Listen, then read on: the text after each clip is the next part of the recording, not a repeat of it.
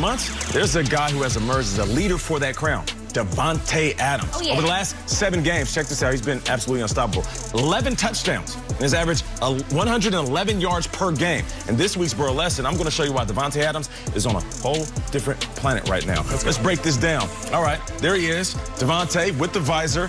The first play, check out this defense. They're going to rush 3 guys, which means they are dropping 8 dudes into coverage.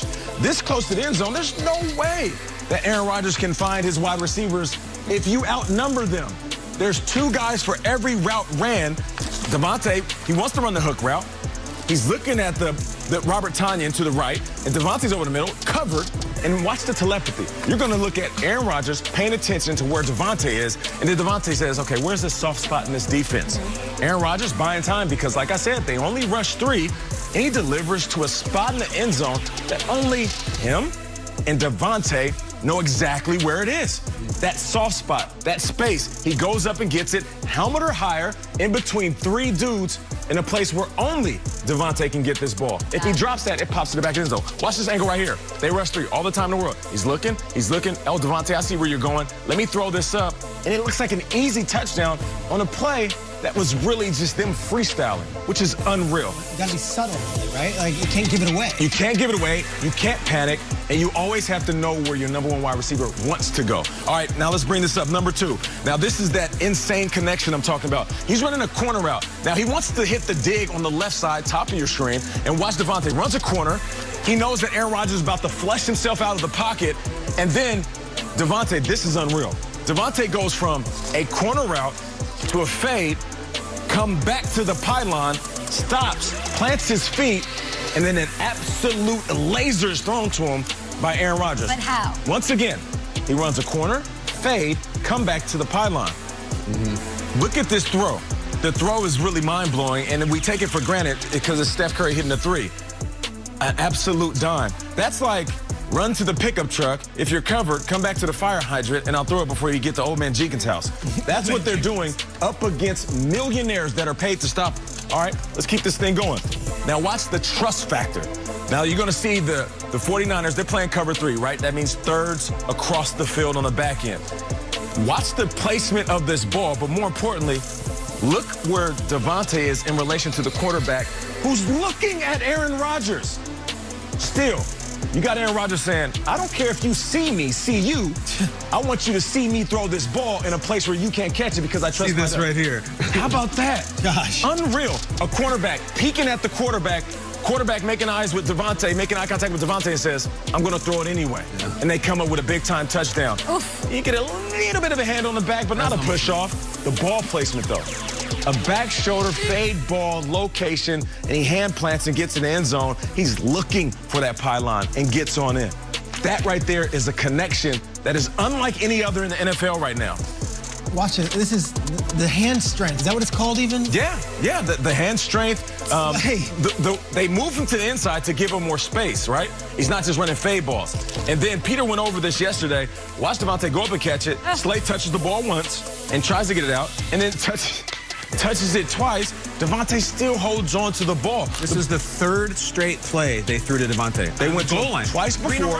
It's Randy Moss vibes. Like, I'm going to keep throwing to him until he comes down with it because I have a better shot of throwing it to him 3 times than us scoring to give it to anybody else. Stupidest play. Now, this is backed up. This is ultimate trust, right? The safety comes down, and you're going to see Davante Adams give just a subtle nod, subtle shoulder, eye contact as if he's running the fade or a corner, which keeps the DB true and takes a little misstep, and he just throws it over the middle of the field, almost too far because he's catching this in between 2 guys. The trust factor between these guys. This is Aaron Rodgers in his own end zone, backing up, buying himself enough time, knowing that pressure is coming, and still throwing it in between 2 dudes, and they still come down. No other receivers on the route. It was just him. Everyone else was a running back or a tight end. Like, there was no other receivers. Just one guy went. Couldn't have been more obvious. One-man route. And Rodgers said after the game, he said, I have no idea how he caught that. I have no explanation for it, and he didn't. It's the perfect combination between one of the best route runners, a guy who has some of the best hands in the NFL, and then a quarterback that will go down as one of the best passers to ever pick up the rock. That's why these guys are playing so well. Davante Adams has introduced himself to the world in a new way. We respected him before, but now we have to respect him as the king of all wide receivers. Montana Rice, Aikman Irv, where do you put them as far as duos all time right now? I can't put them in the Montana Rice conversation. They're too young. Brady Edelman? And what's unfortunate is Aaron Rodgers might be gone in a couple of years. And Davante is going to stick around because he'll be the best player on the team. So I'll say this. Enjoy it while we have it, because you never know what the future is going to hold. Yes, Nate, do you think we talked about this? Yeah. We had a bargain. Let's do it. Do you think that Davante Adams right now is a better wide receiver than Aaron Rodgers is a quarterback? It's tricky. That is tricky. I would say yes, because this year alone, we have given the MVP candidate to different individuals. It started with Russell Wilson. Even brought up Kyler Murray's name. Josh Allen had a while. Josh Allen had a run. Mahomes. He's always going to be in the conversation. Yeah. This year, name another wide receiver that we have said is the best. When he's healthy. Look, here's my question. And again, it's one further than that. Same thing. The MVP usually goes to the quarterback, and it's an offensive player of the year. Todd Gurley's won it. We've seen other guys. Last year was Michael Thomas. It was, and it was a non-quarterback. I said yesterday when I was doing the cool plays, bro, I think Davante might be the most important non-quarterback on offense in the entire league, and I got a lot of pushback from Travis Kelce fans. And then there's the Derrick Henrys and the Dalvin Cooks. Is he your offensive player of the year right now, 14 weeks into the season? Yeah, a couple of weeks ago, I made that statement here on the show. I said that Derrick Henry is the most significant player in the NFL. And you saying that it's Davante, I cannot argue with you. Because as good as Aaron Rodgers is, we've seen Aaron Rodgers' Packers without Davante Adams. It's a completely different team. And that isn't a shot at Aaron Rodgers. It's just showing you how good Davante is and what he means to the floor of this offense. You remove Davante Adams, I don't believe they're leading the NFC North. Has it made you not reconsider, but be like, okay, you were up in arms that they didn't draft any help for Aaron Rodgers. He has maybe the best player in the NFL that he throws the ball to on 3 plays in a row, as you're saying. Does it make you change your mind a little bit about what they were doing? No, not at all. Because if you imagine for a second that they have moved up to get Justin Jefferson, it's a wrap. It's a wrap. If they got Claypool, if they don't have any of those, I still think it's the worst draft pick in NFL. 9-3. There's the 2 seed.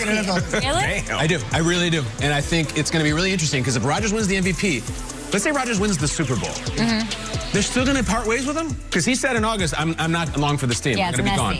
Can he play his way through the Jordan Love draft pick where they're like, we were wrong, we're going to trade Jordan Love? That's all going to have to figure it out. I think we'd all love to see Aaron Rodgers playing in a Super Bowl this year, but we tonight get a Super Bowl rematch. That's right, SB 53 tonight. Patriots and Rams. It's out at SoFi Stadium, which is absolutely beautiful. This is New York, but in a couple hours we'll be across the country in Los Angeles. We'll talk about everything.